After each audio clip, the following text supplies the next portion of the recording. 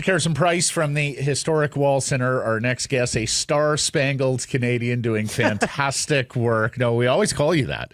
Yeah, I was about to say, that's not the first time you've used that, Matt. It's not in a derogatory manner. But years and years ago, my colleague at the Globe and Mail, Jeffrey Simpson, wrote a book, Star-Spangled Canadians, where he went and just talked to Canadians who had made it big in the U.S. It was a very good read. Good line. Host of the Amazon Prime Monday Night Hockey. We talked long time yesterday about that and everything that Amazon brought to the table last year. And, of course, Major League Baseball Network. It's our friend, Mr. Adnan Virk. How are you? Matt, Blake, great to see you both as always. My interest is peaked now. I wonder what the conversation was about Amazon Prime yesterday. Well, Amazon Prime was extremely well received in our market, at least last year. I said it many times, Adnan. I was expecting a Chicken Little Sky is Falling. Where are my Canucks? How come I can't find the Canucks on Sportsnet? But I think people were primed, pardon the pun, for the Amazon schedule, knew where they had to get the game. And then when the stream did come on and we had those incredibly vivid, crisp images, the likes of which we haven't seen before in hockey, not to mention the novelty of the announcerless warm-up, just the sounds and sights of the game at rink level. It was extremely well received. Because you've seen the complaints about baseball, Adnan, with their streaming games. Well, I can't find it. I'm not paying for blah, blah, blah. Mm-hmm.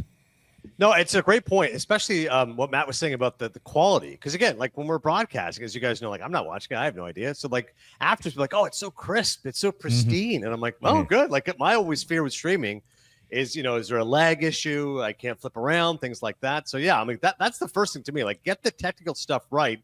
And it was above and beyond. And then, like Matt mentioned, the whole idea of just having the announcerless images before the game. It's a great idea by our executive producer, Ken Miller, because when he talked about it, I'm like, I remember one of my friends texted me, because, hey, just so you know, like, I don't think you knew you were on camera, but you're like stretching or something. I'm like, what? Like, I don't really stretch much. But he said, no, he goes, I swear to God, he goes, you were like stretching your quads out. You're kind of like moving around. I go, maybe I was. And afterwards, I'm like, I didn't know when the camera was on me. So then you get a little more concerned about that. So I make sure, I'm not picking my nose when this happens. And then we started to produce it more. And then I started to laugh. I said to the guys, I go, I thought what made it unique was that it's as if it's a fly on the wall, like I'm at the game, riding the escalator with Harrison Price going to the game. And now it's kind of becoming produced. So it kind of became the pregame show before the pregame show. So I'm interested to hear the feedback, Matt. I will pass it along because it started to get a little pregame showish. And I'm like, wait, we're going to talk Quinn Hughes in 20 minutes? Like, I thought this was supposed to be just Jody Shelley wandering around and there's John Porcelain making small talk. That's it. Yeah, I like that part. I like that. I would sign up for that. I think people love to think that they're getting something, I don't know, unique or almost accidental, and yet you all know that you're on camera. So at least most of you do.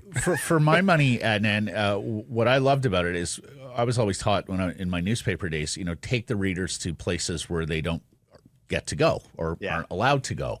Yeah. And so all of those close-ups and like especially of animated guys like Macklin Celebrini, you guys did a Canucks Sharks game last year in December. Macklin, of course, young, energetic, effervescent kid. He's playing in his hometown here for the first time. But, the close-ups on them and watching them go through their routines and joke around with their teammates and all the things that happen in a pregame NHL warm-up that unless you're at the rink and down low by the glass, you don't get to see. And Monday after Monday, we saw that on Amazon. And I thought it was arresting television each and every time I saw it. That's great to know. I appreciate the feedback, and I will pass it along. And I think ultimately, like you said, you go into something new, and you always think it's going to be, oh, this isn't as good as the other guys. I mean, Steve Koulias, my old colleague at the Score, used to say to me, I think Ernie Harwell had the line, the legendary Tigers announcer, was that, the first few years you're going to get smoked. Everyone's like, oh, this guy's not as good as the other guy. He stinks. I like it the way it used to be. And he goes, you have to get to 5 years. And after 5 years, it doesn't matter if they like you or they hate you. They just get used to you. And I've lived by that principle my entire life. Yes, I was going to say some of us are proof positive of that, Adnan. Doesn't matter if they like you or they hate you. They just get used to you. We're just used to seeing Virk. He's just the guy there. Okay, well, somehow we'll make it work. So hopefully year 2 is positive. First 5 years of this show, it was Sakaris, go back to fucking Toronto. And I was like, it's Ottawa. And they're like, we don't care. Just go back. The other thing is, I think you guys hit the right mark in terms of people being ready for streaming. Yeah. I think a couple of years earlier, and it would have been a little too much of a shock and a change for the hockey consumer. But I think you guys, I think it timed out perfectly last year because, as we know, the world is moving in this direction. Well, and there's not too many games. It's a good, it's a nice balance. It's a nice balance, right? You're going to graduate. There's been criticisms of other leagues, that have gone totally to streaming, and of course that's been met with some resistance. So well, and the thing is, Adnan, is I see more pushback from Blue Jays fans about a Blue Jays game not being on Sportsnet, but I do wonder whether that speaks to the age of the audience, because I think baseball skews a little older on television than hockey, at least in Canada, where, as you know, it's an all-encompassing every demographic sport.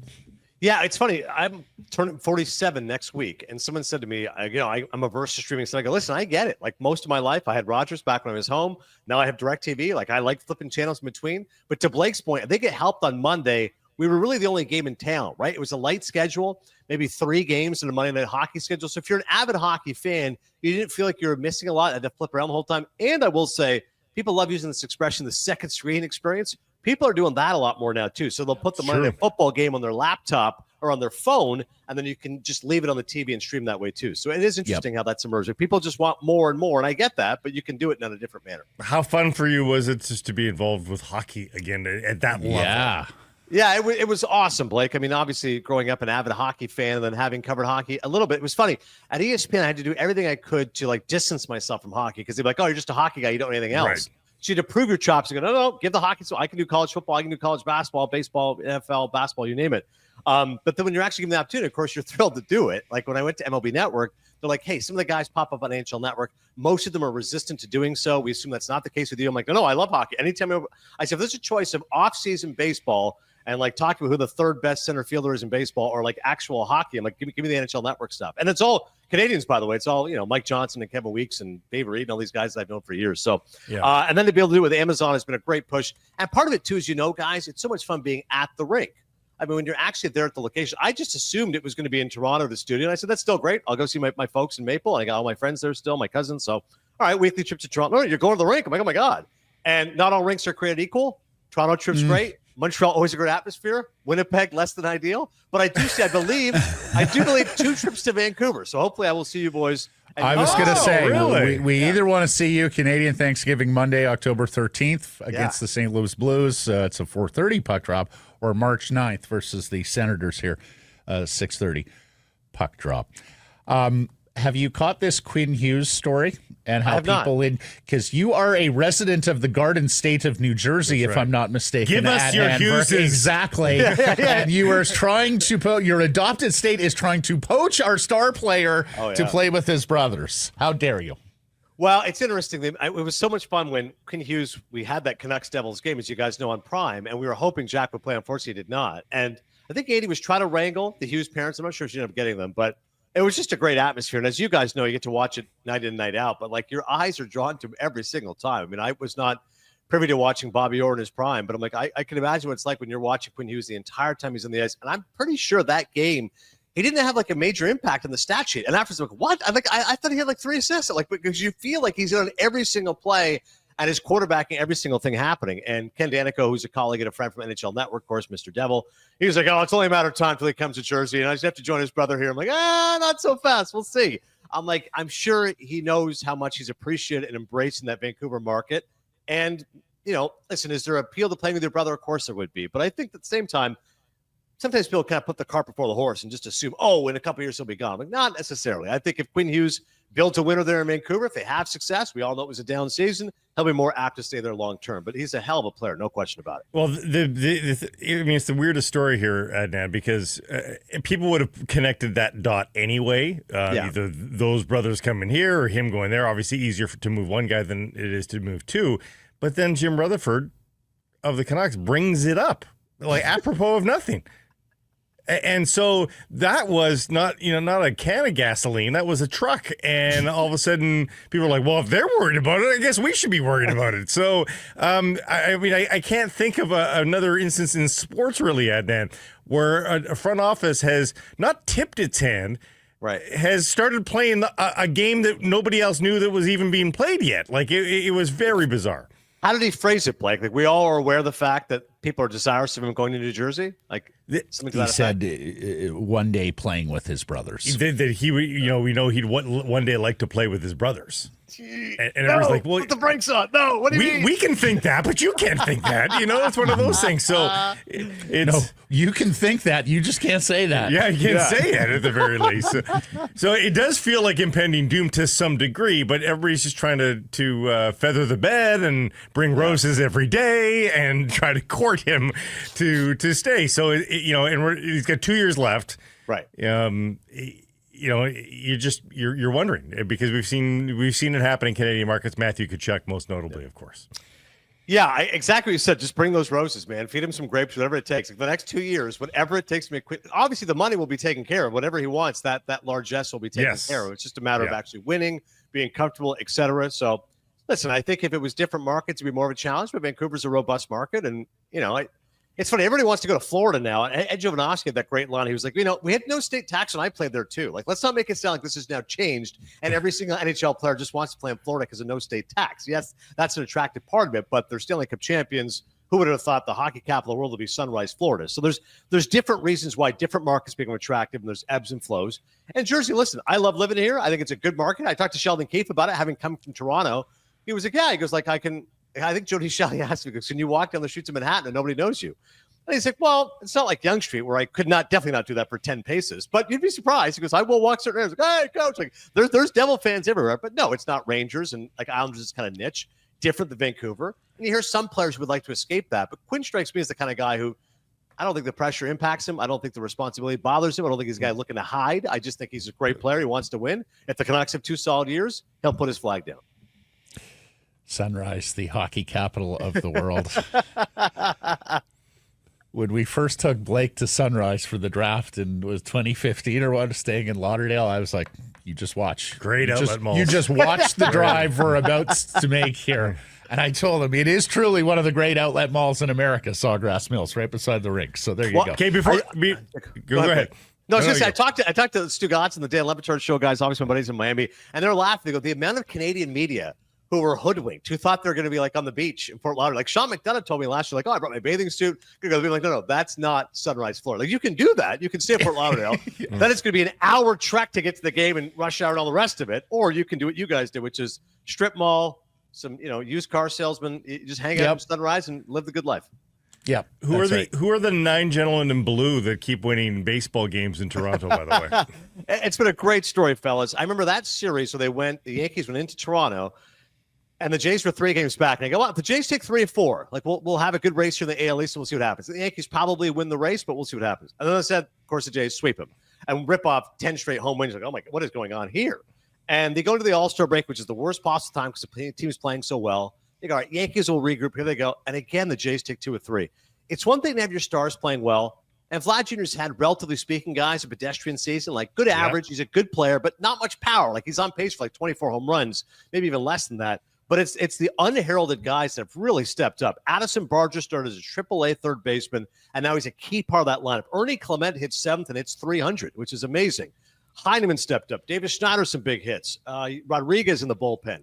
Like, you can count on the big 3 horsemen in terms of Gausman, Bassett, Barrios. Once again, Bassett's got great splits. He's great at home, not so great on the road. And again, George Springer, who would have expected to have his best season since 2021? And Alejandro Kirk's an all-star catcher again. Mm-hmm. But it's those 6 through 9s. Like when Miles Straw is going to go big hits, you go, okay, there's something special brewing. And I said a few weeks ago, I did not think the Jays were a contender yet. Now I look up, fellas, I go, hey, Tigers are 1-9 in their last 10. Astros have had no meaningful contribution from Yordan Alvarez, their best player. The Yankees are reeling. 4 errors last night. They dropped 2 or 3 of the Jays. And the Red Sox finally cooled off after their winning streak. So why not Toronto? This is the best stat every Blue Jays fan is saying while they wait for the other shoe to drop. The last time they were in first place at the All-Star break was 1993 when they all won the World Series. Do you believe they should go out and just get some reinforcements by the deadline, or should this be like an Alex Anthopoulos, go for the big cheese, like whoever the biggest names, the number 1 starter? sort of deadline. It's number 2 for me, Matty. For this reason, Bo Bichette's had, again, a good season, not a great season. But I think he's gone for this very fact. Him and Vlad were always intertwined together. So Vlad got $500 million, which is an overpay. We all know that. But you had to sign the guy because you don't want him to leave.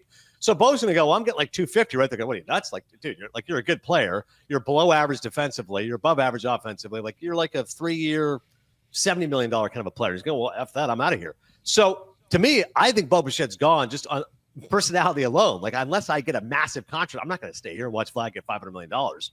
So with Bo certainly be gone, Bassett's a pending free agent. Springer's got one more year for this. You can't really sure what he's going to provide for you next season. You absolutely have to go for it. How many more times are you going to have the Yankees in a down season?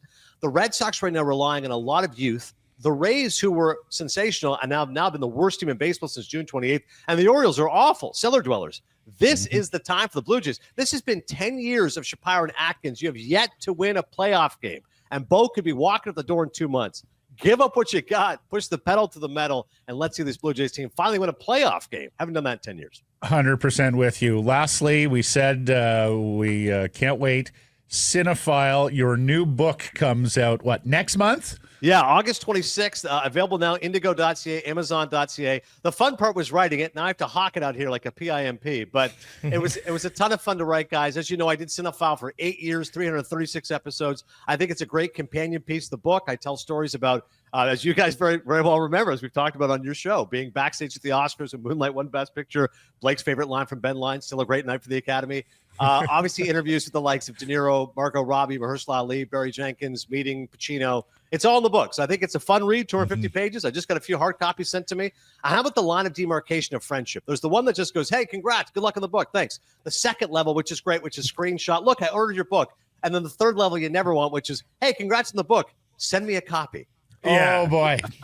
If Pacino could hawk the book, if Pacino could hawk the book, he would sound like what? Yeah, I tell the Pacino story in there when I met him, and I had to pay a lot of money to go meet him, but it was a meet and greet, and it was awesome. And what he said to me was, I said, Al, you got to come to Connecticut. He's like, oh, sports. I love sports. I was like, yeah, no, come to ESPN. You got to come visit us. He's like, oh, that guy right now. And I'm like, it was during the NBA Finals. I go, oh, the Warriors, Steph Curry. He's like, yeah, and then Pacino's eyes kind of glazed over, like he looked like Lieutenant Colonel Frank Slade. Someone, he goes, he just glides. Al Pacino commentary and Steph Curry. He just glides. Put him in the booth. Thanks, buddy. It's been too long since we've had you on, but I got to say, Adnan, still a great hit. Still a great hit. Have yourself a marvelous summer. Thanks so much, Matty Blake. Love the fact. Boffo ratings this month. Keep it going, boys, and hopefully I'll see you in Van City.